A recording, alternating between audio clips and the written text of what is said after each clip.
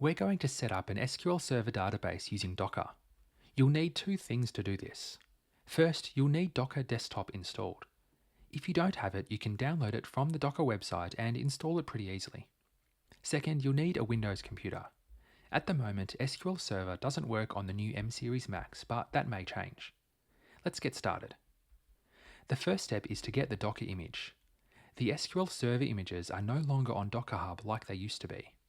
They are now on a Microsoft site called Microsoft Artifact Registry, which you can find at mcr.microsoft.com. Here we have a lot of Microsoft technology images.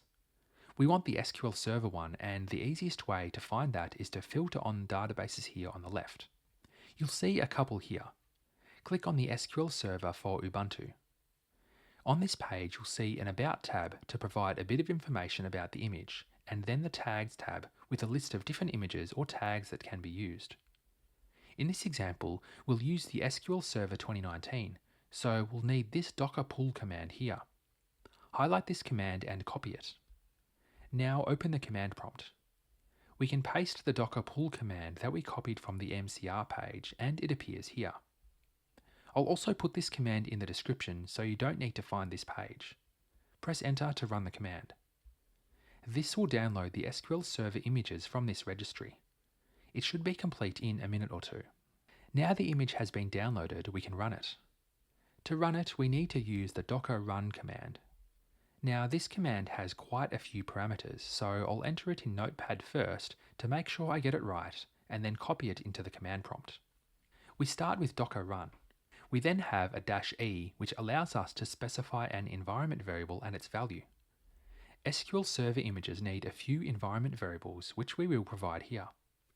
I'll have this full command in the description, so you can just copy and paste it. After the -e, we have except EULA equals y in double quotes. Then we have another -e, and the next variable is for the password for the SA account. The one provided on the MCR page was this, and it needs to have a range of different characters. I'll just use the default for this example. Then we have -p and then 1433:1433. This represents the port number to expose from the Docker container and the port number to use inside the container. It's easier to set these both as the same number. Next we have a few other parameters. We have --name, which defines the name of the Docker container to create. Notice that this has two dashes before the name. I've just called it SQL Server. The next variable is hostname, also with two dashes, which I've also called SQL Server. Then we have -d, which means detached mode, which means the container runs in the background and we can use our command prompt for other commands. Finally, we have the name of the image to use. This is the same image mentioned in the docker pull command, which is the 2019 version of SQL Server. Our command is ready. I'll copy it and paste it into the command prompt. Press enter to run it. After a few seconds, you'll see the prompt again with an output of a series of alphanumeric characters. This is the ID of the container. We can check the status of the container by running the docker ps command. We can see a list of running containers. We have the container ID, which is the value we saw in the output of the docker run command. We see the name of the image we specified from the MCR website. The important part is the status, which should say something like up 5 seconds.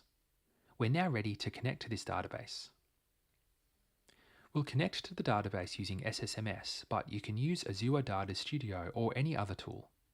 To connect, either open SSMS from scratch or click on the Connect button here and select Database Engine. In the connection window, we'll need to enter a few details. For the server name, enter localhost. For authentication, select SQL Server Authentication. We can now enter the username and password. For the username, enter SA. For the password, copy the password from the docker run command that you used, which we have in Notepad here. Check Remember Password to save the password. Then click Connect. After a few seconds, the database should be connected. If you get an error, check that the Docker container is running and that your password is correct. A new connection will appear on the left panel. Let's run a simple query to get the current version. We write this query and click Execute to run it. We can see the output here. We're running SQL Server 2019 and the version says 15.0.4375.4, which matches the name of the connection in the left panel. So we've now set up an SQL Server database on Docker and connected to it. If you want to stop the container, go back to the command prompt.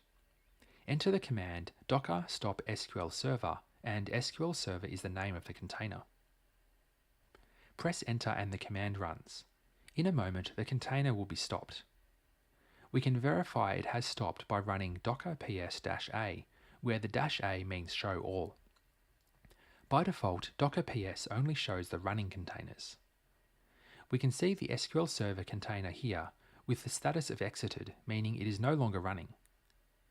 Docker containers don't keep the data stored long term. If you want to save the data in the database that's inside the Docker container, you'll want to watch this video next to learn about the concept of a bind mount to solve this problem. Thanks for watching.